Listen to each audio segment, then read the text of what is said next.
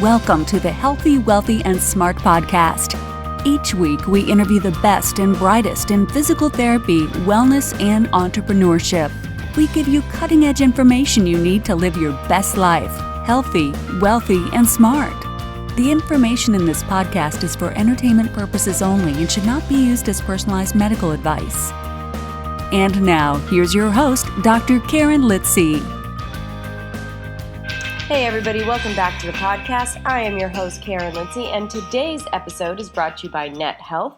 NetHealth's outpatient EMR and billing software Redoc, powered by XFit, provides an all-in-one software solution with guided documentation workflows to make it easy for therapists to use and streamline billing processes to help speed billing and improve reimbursement. You can check out NetHealth's new tip sheet to learn 4 ways that outpatient therapy providers can increase patient engagement in 2020. All you have to do is go to go.nethealth.com/patient engagement 2020. So thanks to NetHealth. Now on to today's episode. This was another episode that was recorded live from the Graham Sessions in Nashville, Tennessee. And I'm so excited to have my good friend and physical therapist, Erica Meloe, on the show. Erica is a board-certified physiotherapist in private practice in New York City. After a decade solving financial problems on Wall Street, Erica took her MBA and her problem-solving skills to the clinic. She specializes in treating patients with persistent unsolved pain, and her mission is to raise awareness of the physical therapy profession to a level like no other. Erica is the co-host of the podcast Tough to Treat, a physiotherapist's guide to managing those complex patients. She is also a thought leader in the profession and helps her patients as well as her colleagues empower themselves to lead and live with purpose. Erica has been featured in Forbes, BBC, Women's Day, Better Homes and Gardens, Muscle and Fitness, Hers, and Health Magazine. She is also the co-host of the Women in PT Summit held annually in New York City. She is actively involved in spreading the word on social media and at her website, ericameloe.com. So in today's episode, we talk about something that really sort of puts a fire under Erica and inspires her, and that is how to create a brand ambassador for physical therapy. So in this episode, we talk about the lack of public understanding of the role of the physical therapist, how to turn your patient into your brand ambassador, inexpensive acts of kindness that will make you memorable to your patients and beyond, and why you should network outside of your profession. This is a great episode. I want to thank Erica so much, and everyone else, have a great day, and thanks for listening. Hey everybody, welcome back to the podcast. Today I am here with physical therapist Erica Meloe, and we are live in Nashville, Tennessee at the Graham Sessions. And for those of you that don't know, Graham Sessions is all about bringing up big, bold ideas, things that might be controversial, things that maybe we're not talking about as much in the profession. And it's like a big think tank. And so today, Erica and I are going to try and take that and miniaturize it down to a podcast. So one of the things that really, I guess, gets to Erica is the lack of knowledge of what we as physical therapists do, how we operate, and how we can help people. So, Erica, what are some things that you have maybe even experienced? I'm sure this comes out of your experience as a practice owner and as a physical therapist for many years. So I'm just going to hand it over to you and let you kind of talk about some of the things that really get to you. And if you have any suggestions or solutions for other physical therapists or the general public that we can do to perhaps mitigate this situation. Well, thank you, Karen. Thank you for having me on the podcast.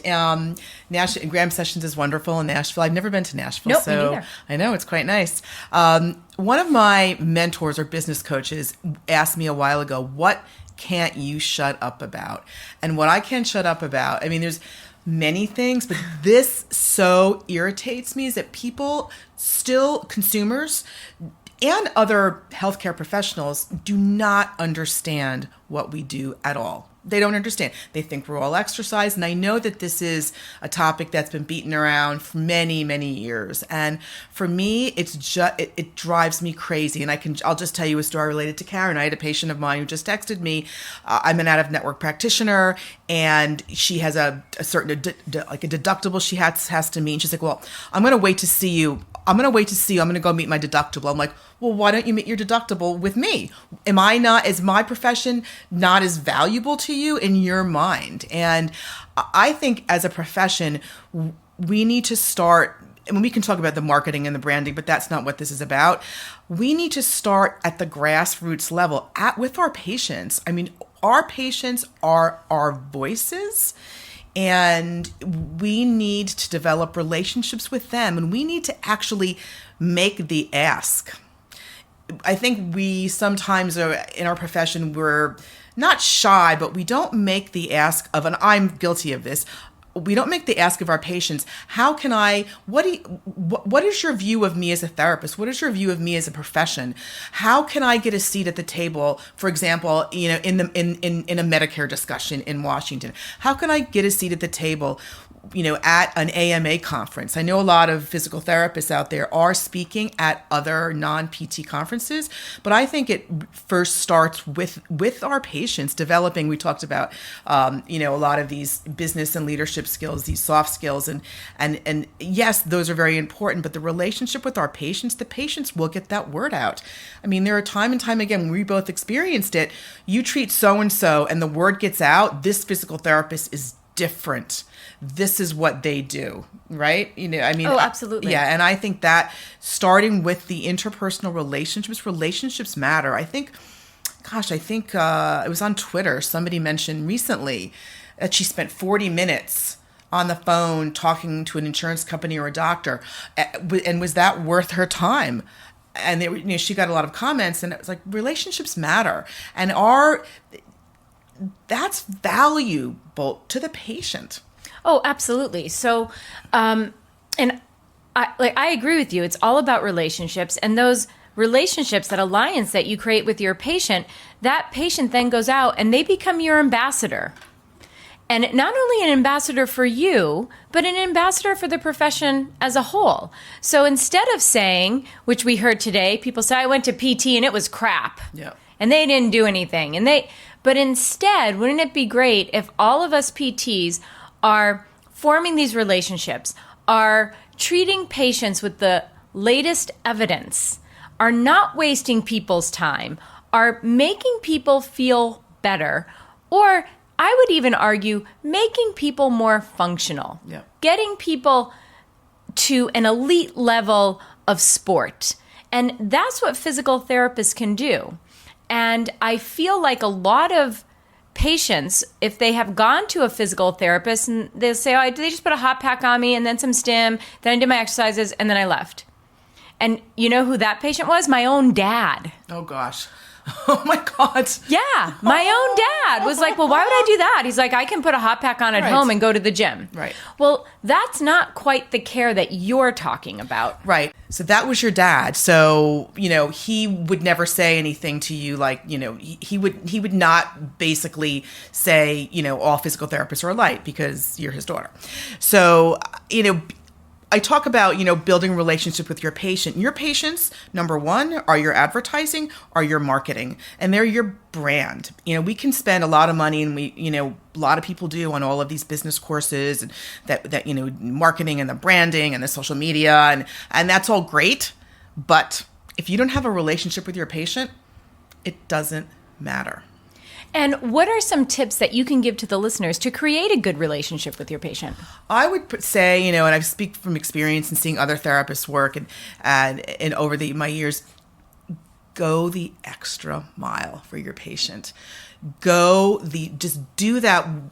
There are many times when patients, for example, they'll email me, they'll text me, and on weekends, and I answer those text messages and I answer those emails, and they are like, thank you so much for answering an email on a weekend. And yes, that's a very basic example, but actually matters to these people. Well, the basics matter. Yeah. That's the simple little things that you can do that takes 2 seconds of your time. Yep. And also just listening to your patient. And yes, I do have a tendency to run a bit late when I see patients, but I will tell you, I mean, Karen's laughing because she knows, but if someone asks you a question and you're 10 minutes late for your next patient, you don't just say, I can't answer it now, and this is obvious, but that patient, they may have gotten 100% better with you, but they're going to remember that last encounter.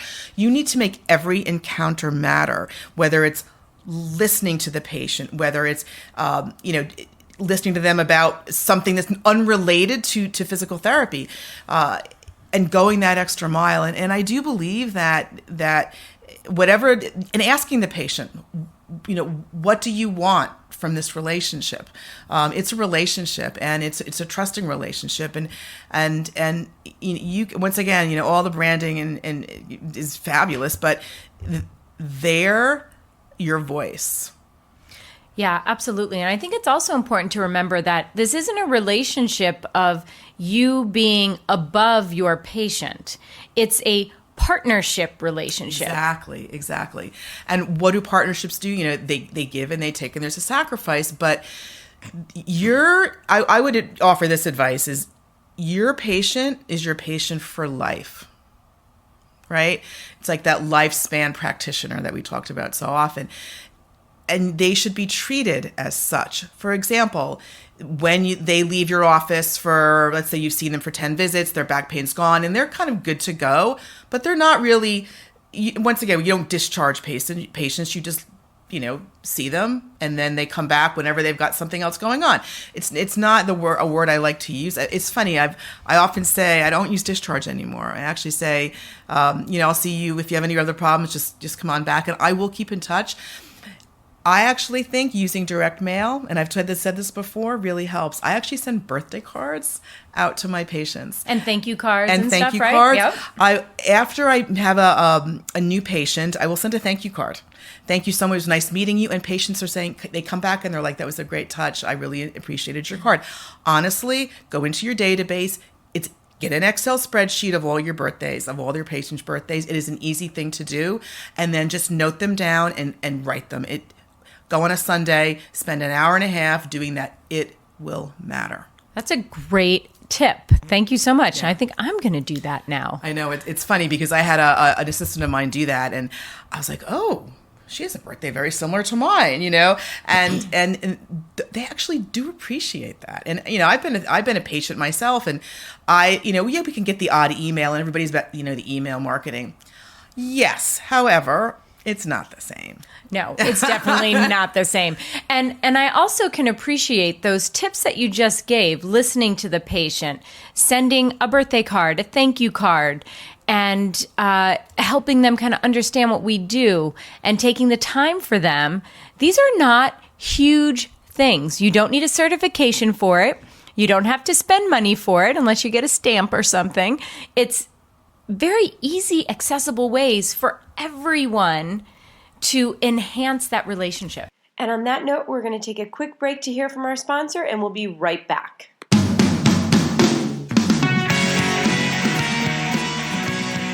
This episode is brought to you by NetHealth. NetHealth's outpatient EMR and billing software Redoc, powered by XFit, provides an all-in-one software solution with guided documentation workflows to make it easy for therapists to use and streamline billing processes to help speed billing and improve reimbursement.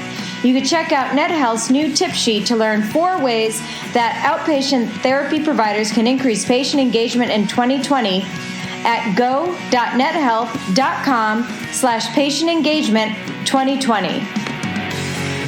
Right. I think someone mentioned today that you might not be the best therapist in the world, but if you've developed a relationship with your patient, that's golden. And I received something from one of my coaches recently, and it was a card, and it said, "The best is yet to come." And I was like, whoa, I was so touched by that. And it took her, maybe 5 minutes to write that? Not even. And I remember that. Oh, absolutely. Yeah. I remember that. And when someone is sending that to you before you have to renew a coaching program or before you have to do something, I'm going to renew. Of course I'm going to renew because that was a great touch. That's the customer service that people forget that we actually need to do in our field. Well, it makes you feel quite simply that you matter. Yes. And isn't it great that we as physical therapists can give to our patients the gift that they matter? Yes. Because they might not be getting that elsewhere. So if you can do that for your patient, they're your brand ambassador for life. Absolutely. And when I started early on, as a business owner, I was actually afraid to ask my patients for referrals. Me too. I really was. And to this day, it still is hard. But it comes out a bit easier now. If you know of anybody else that could need my services, I really enjoy treating the difficult patients. Just, send them my way. And it comes out easier that way. And we all have a different view. But if they like you, I will do that. And I remember thinking to myself, I don't want to do that. It sounds so slimy, like used car salesman. I don't want to do that. I don't want to be that person. And I remember somebody saying to me, but you're not slimy, so it would never come out that way. I know. So if you're not slimy and gross and you ask someone, hey, listen, I love doing this. If you know someone, definitely send them my way. I'm accepting new patients anytime. Like, it's only slimy, I think, if you're a slime ball. Exactly. And it comes out very, with integrity, right? And it's not, of course not, because, and if you say it with the passion like you just did, I love to treat these patients. I love to treat patients just like you. How special is that, right? That you make them feel special. And they'll be like, oh, of course. It's like asking for reviews on a podcast. Oh, I didn't know I had to write a review. Can you write me a review? Boom. They don't understand it. And I think that is a good relationship. And once they realize that, you'll be in the top of their brain. And then they're going to be like, well, that experience was very valuable to me. The birthday cards, just developing the rapport and just establishing relationships that where it's a give and a take, but it's almost like a marriage in a way. I mean, I'm not married, and I certainly don't have experience in that, but when you have business partners or podcast partners, it's a give and a take, and the ones that last the longest are the ones that work together. They collaborate. Yeah, and absolutely. That's the best recipe for success. Right, and exactly what Erica just described is how we as physical therapists can help the general public know what we do. Right. So it goes back to the thing that gets Erica every time is people don't know what we do. But there are, 300,000 physical therapists in the United States? Yep. It's a lot of people. Yep. And so if we can make a difference with every person, then can that cause a little ripple that could become a wave? Right. And I would also urge physical therapists to go to conferences that are not physical therapy related. Go to a leadership conference. Go to a medical writing conference. Go to a urology conference or a women's health conference. Yeah. Or that's you'll develop relationships and you'll be the brand ambassador because you'll be the only physical therapist there. Very true. Right? That's great advice. Yeah. Yeah. And I'm going to start doing more of that myself, actually. Yeah. Awesome. All right. Well, is there anything, what are the big things that you want the listeners to take away from this? That it's the small things that really matter. It's kindness. That's my word of the year, by the way. Remember we had the word of the year? Yeah, nice. That's my word of the year. Nice. Kindness. It's the little things that matter. Sometimes we need to go back to business 101, like direct mail. That actually does work. It really does. And so that's the main thing. And don't be afraid to collaborate with non-physical therapists, acupuncturists, or develop a relationship there because you will educate them. You really will. And you have to be passionate about this. If you're not as passionate about it as I am, you'll do it like half-assed in a way. And but start with your patients and pick a few patients you really like.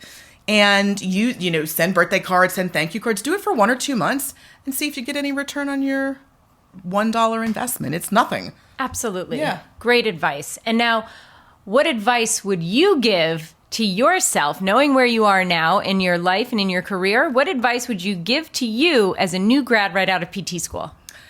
Stop overthinking. I overanalyze everything, and that's good and bad. And I think that if I were coming out of PT school right now, it's not the latest and greatest social media course or marketing course or branding course. You could easily do those via YouTube. I mean, and obviously, but it's really about what are your strengths. We talked about this at the Women in PT Summit. You need to play to your strengths, okay? I like to problem solve. That's one of my strengths. So I would suggest anybody coming out of PT school, do a deep dive into what your strengths are. Look at there's many strength finders is a great one. I would really do a deep dive into looking at what your strengths are and play off of those. Get really good at those, and you will find ways to apply those in physical therapy. Fabulous. And where can people find you? Oh, gosh. Online, we've got ericameloe.com, my velocityphysiony.com, and I'm in New York City, right across from Bloomingdale's. And all my Facebook, Twitter, Erica Meloe. And your podcast? Oh, of course, Karen. Thank you. My podcast with my wonderful co-host, Susan Clinton, Tough to Treat. And your book? My book, thank you, Karen, is, and that's about a year ago. Oh my God. Why Do I Hurt? Discover the surprising connections that cause physical pain and what to do about them. That's on Amazon, Barnes & Noble. Awesome. And just so everyone knows, we will have links to all of Erica's information under this episode at podcast.healthywealthysmart.com. So Erica, thank you so much. Thank you, Karen, for having me. And everyone, thanks so much for listening. Have a great couple of days and stay healthy, wealthy, and smart. Thank you to Erica for a great interview, and I highly recommend going to their podcast, Tough to Treat, and getting her book. And of course, a big thank you to Net Health for sponsoring today's episode. Again, Net Health's outpatient EMR and billing software, Redoc, powered by XFit, provides an all-in-one software solution with guided documentation workflows to make it easy for therapists to use and streamline billing to make sure you get paid. You can check out NetHealth's new tip sheet to learn 4 ways that outpatient therapy providers can increase patient engagement in 2020. Head over to go.nethealth.com/patient engagement 2020. Thank you for listening, and please subscribe to the podcast at podcast.healthywealthysmart.com. And don't forget to follow us on social media.